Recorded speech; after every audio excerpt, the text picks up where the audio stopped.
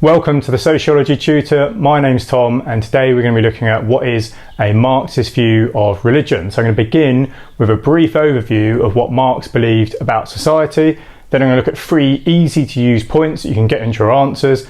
How does Marx interpret religion in society? And then we're going to look at 5 or 6 evaluations. At the very end, I'm going to explain how I would answer a question on this topic. So let's get started. Remember, a Marxist theory of society is a structural theory. Now remember, a structural theory argues that people are strongly shaped by the social structure, by the institutions in society, and people don't have a huge amount of free will. Our ideas, the norms, values, etc. that we have, we internalize through education, family, the media and religion, and they strongly shape our behaviour. So structural theorists take a top-down approach to society. They start off by thinking about what is the social structure in society, how do the institutions socialise people into it, and then how do people behave from that. So for Marx, all societies are based on class conflict. There will always be 2 groups. One group which owns the means of production. The means of production are the ways of creating wealth in society, the resources, for example, land. And then there will be a second group who are labourers. Now the labourers, the workers, are people who don't own any way of creating wealth. They don't own any land, a business, etc. And therefore they have to work for the people that do own the means of production. Now Marx said this relationship is exploitative, that the workers, the labourers, are exploited by the group that own the means of production. So in the society that Marx was writing about and we're thinking about, which we live in today, a capitalist society, the business owners are known as the bourgeoisie. The business owners are the bourgeoisie and the workers are the proletariat. So if you're a business owner, if you're someone who owns, a chain of shops, clearly you're not going to work in all those shops. You're going to have people working for you. And those people might be earning the minimum wage. They're not receiving a huge amount of money back for their work, whilst you might be becoming very profitable as the business owner. Marx said this is exploitative.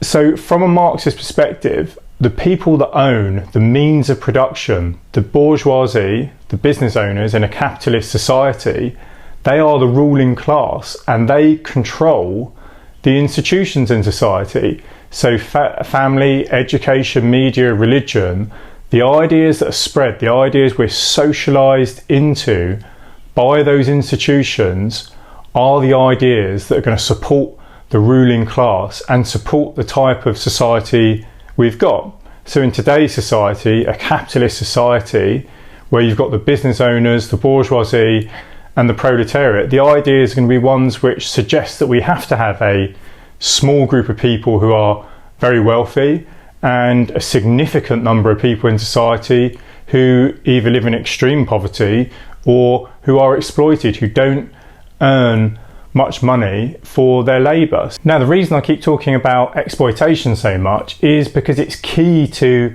the role of religion and other institutions. They help justify, another word for that is legitimise, the exploitation and class inequality in society. So it's a really key idea, this idea that workers are exploited, so they don't receive a fair wage, a fair salary for the work that they do. Now, interestingly about capitalism, Marx said that in a capitalist society, the conditions would get so extreme that exploitation would become so bad that actually capitalism was creating the seeds of its own revolution, that the workers would be so exploited, they would realise the true oppression that they're experiencing is coming from the class inequality. They would become aware of their class position, and then they would rise up. There would be a revolution and we would move into a classless society, which Marx called communism. So we would live in a communist society where there wouldn't be a range of different classes, the bourgeoisie, the business owners and the proletariat. We would have a classless society. Before I get into the main ideas, remember to leave a comment if there's something you don't understand or there's topics you would like to see videos on. Also subscribe to the channel because I'm going to be posting a huge amount of content throughout the year, all of which is going to boost your grade, help you get those top grades. So what did Marx say about religion? He said religion is ideological apparatus. What he means by this is it is a way of spreading ideas, norms, values in society which maintain the position of the ruling class, who are the bourgeoisie, the business owners. So it spreads ideas that support capitalism, that justify capitalism, that tell the workers that their position is acceptable.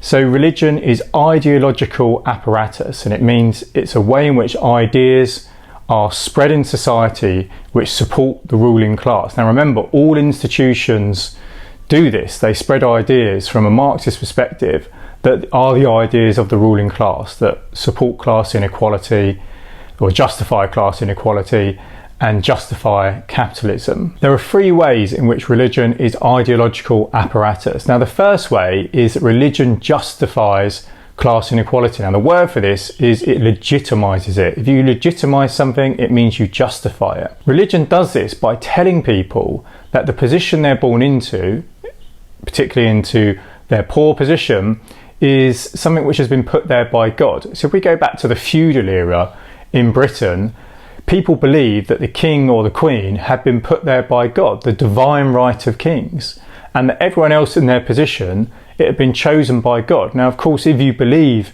that and you're worried about going to heaven or hell, then you're going to accept that position, and you're clearly not going to try and rebel, you're not going to organise because you believe it's ordained by God. If we go to the 17th and 18th century, people believed that being rich or poor again was a sign of God's favouring them in some way. So they reflected on it in religious terms rather than thinking about the fact that there was a group of people in society who were exploiting the workers. So religion justifies class inequality by saying there is a way in which this has been chosen by God. The second way in which religion is ideological apparatus is that it keeps workers passive.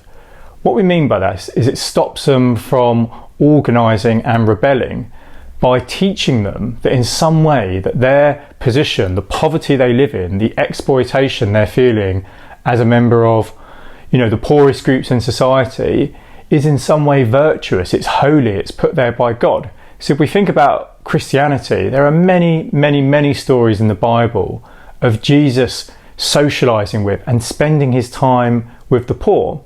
Now these ideas would obviously be spread in church, and in some way, from a Marxist perspective, it tells the workers that their position is virtuous, it's holy, and by quietly accepting their position, they're more likely to get into heaven quickly, and in fact they're more likely to get to heaven than a rich person.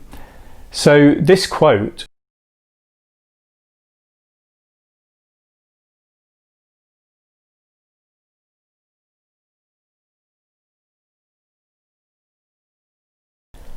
perfectly illustrates that. You can see it is suggesting that the rich person is going to have a harder time getting into heaven. So what we can see is that religion is used to keep the workers passive. It teaches them that their position is virtuous, it's holy, that being poor is in some way favoured by God, and therefore they don't rebel, they don't organise against the people who own the ways of creating wealth in society. What this creates is something called false consciousness. Now, false consciousness is a mental state where the workers don't realise their true exploitation. They don't realise that the true cause of their exploitation is the business owners, the bourgeoisie, and the fact that they are exploited at work. So false consciousness is a bit like you're being brainwashed. You're not clear about your position in society. And of course the workers are the majority in society. If they organised, in theory, they could overthrow the bourgeoisie, the business owners, who are a smaller group. But false consciousness prevents them from doing that, and religion plays a key role. It keeps them brainwashed, it hides from them the fact that they are actually exploited by the bourgeoisie, the business owners. Now Lenin, who was a Marxist thinker, he adopted Marxist ideas, he described religion as spiritual gin. Gin is of course alcohol, and it's a way of keeping people drunk. They're in what he described as a mystical fog. They're not aware of their true exploitation, so they don't do anything about it. They don't rebel, they don't organise, they are kept in a state of false consciousness. So for Lenin, religion is spiritual gin. It keeps people in this mystical fog where they cannot be aware of their true exploitation. Now the final way in which religion is ideological apparatus is that it disguises people from their true exploitation. So Marx highlighted that work in a capitalist society is alienating. Now what he means by this is that people don't feel their personality, their creativity is being expressed at work.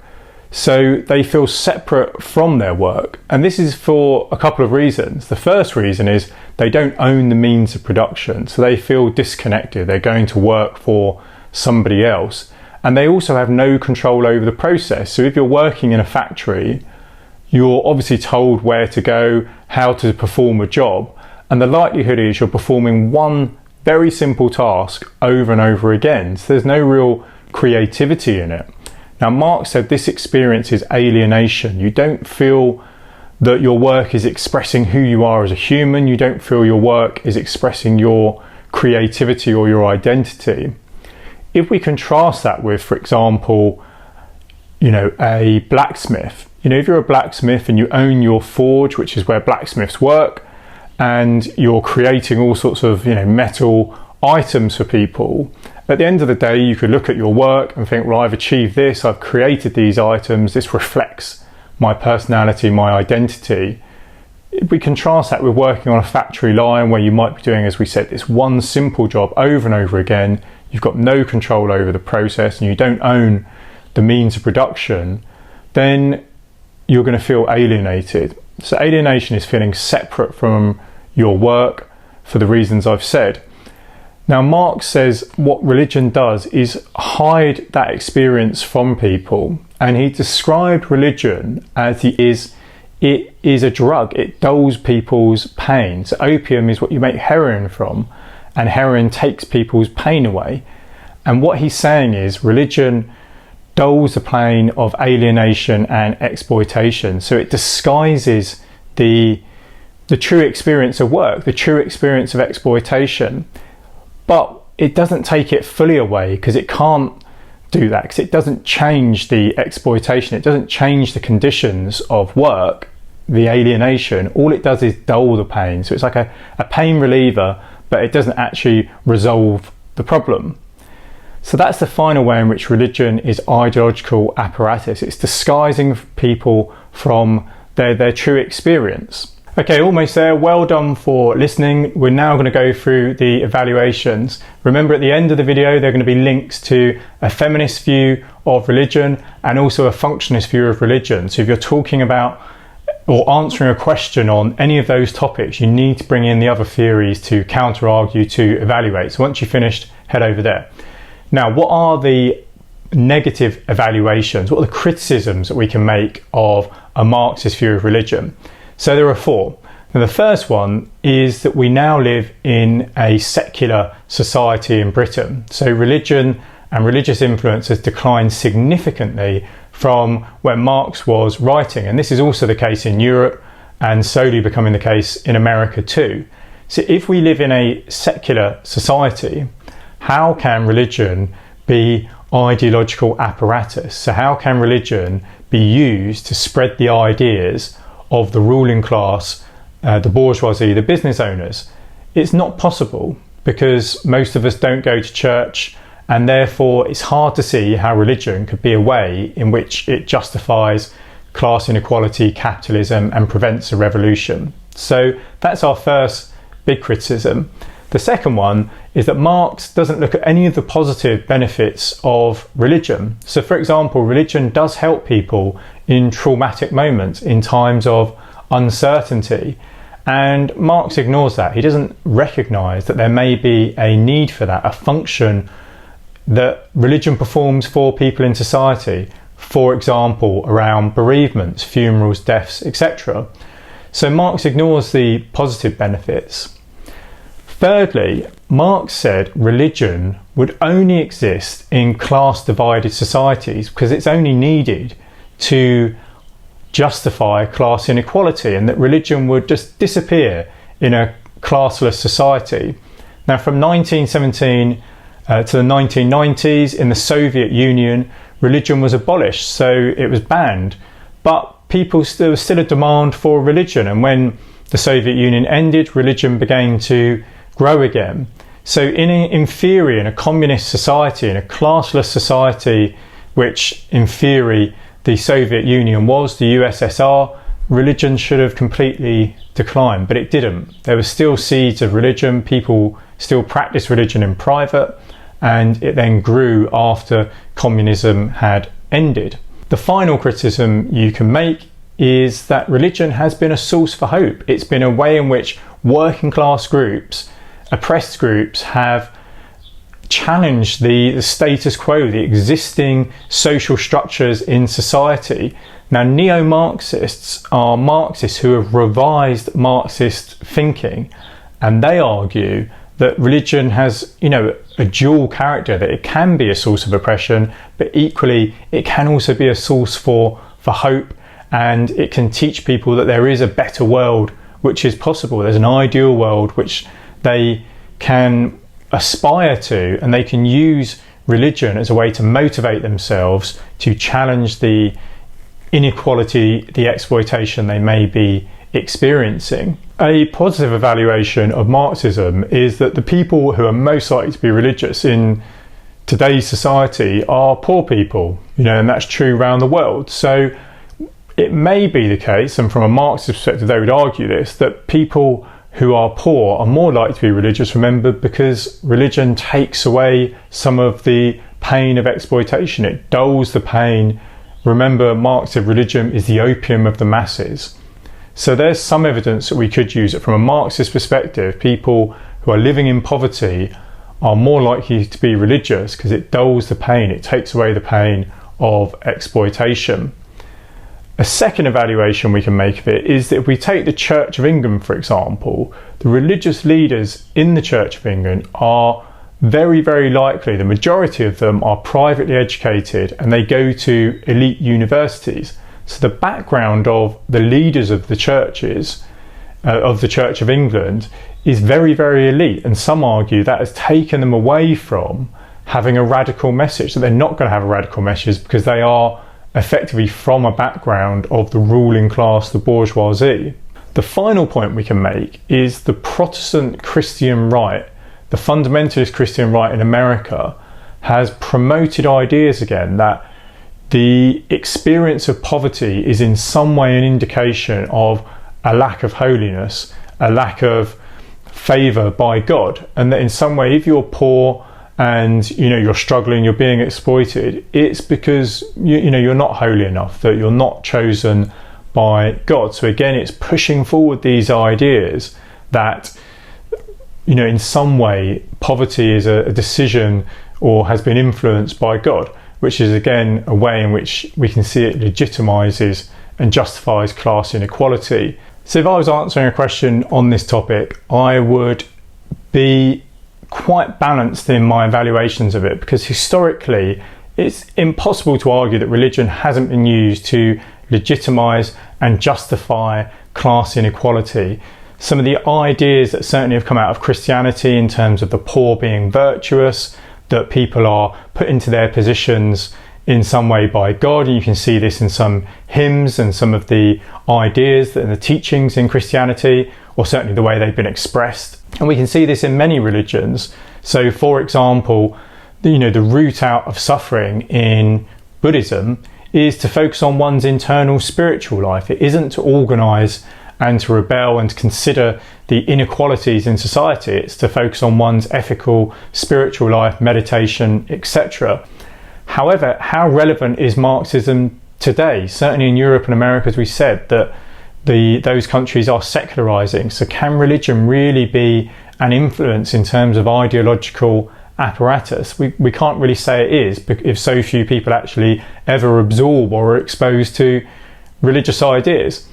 So historically it's certainly been the case that it did this, and around the world today there will be similar ideas being promoted. So in the poorest parts of the world, religion is most popular. So what I'd recommend you do now is, as I said, listen to the episode on a feminist view of religion and a functionist view of religion, and that will complete your package of the theories of religion, and then you'll be able to answer questions on this topic. There'll be links to those videos at the end of this video. So well done for listening. Let me know if there's anything you don't understand in the comments. Take care.